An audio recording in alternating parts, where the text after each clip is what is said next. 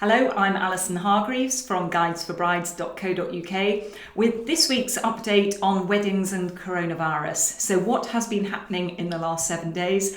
Sadly, very little. So we had high hopes that after the government had originally said they were aiming to get things ready for small weddings to take place from the 1st of June. They then moved that to the 15th of June, which was yesterday, but still no news on when registrars can start offering those services.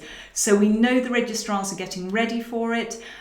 We know that a lot of them are getting their offices COVID secure so that they can offer face-to-face appointments as soon as it is possible. They're just waiting for that green light from the government. So is that going to be before 4th of July? So we know that the government had intended that small weddings, and they've never specified how small is small, could potentially happen during step 2 of the 3 steps of the roadmap that they've been referring to since the 11th of May. So as part of step 2, they're examining how to gather in slightly larger numbers than are currently allowed to better facilitate small weddings taking place.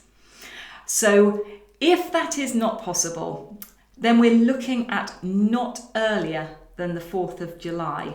So Dominic Raab yesterday announced that in order to keep the downward pressure on coronavirus and build up public confidence, it's important to carry on with the current measures. So face masks on public transport, just starting to open up retail very carefully, keeping the social distancing at 2 meters and so on. And that's going to put us in the best possible position to take the 3rd step on the roadmap, but that 3rd step will not be taken before the 4th of July. So we know that 3rd step includes things like social events starting to happen and hospitality opening up. So still waiting for that, and we have had no news in the meantime on whether outdoor weddings in England and Wales may be a possibility. Last week we were looking at why we think there may be some truth in the speculation that the government are pushing through new legislation to allow outdoor weddings to take place in England and Wales. So we're waiting for more on that. In the meantime, it has been lovely to see bridal shops, menswear shops, florists and other non-essential retailers involved in the wedding industry starting to open up. The brides that were managing to get those first appointments yesterday have said that although it wasn't the normal experience of being in a bridal boutique, the shops have obviously spent a lot of time really thinking about how to make sure everyone feels totally safe, and that the experience is just as magical as it would be at any other time. So very, very well done to all those bridal boutiques and menswear shops that are already managing to open up.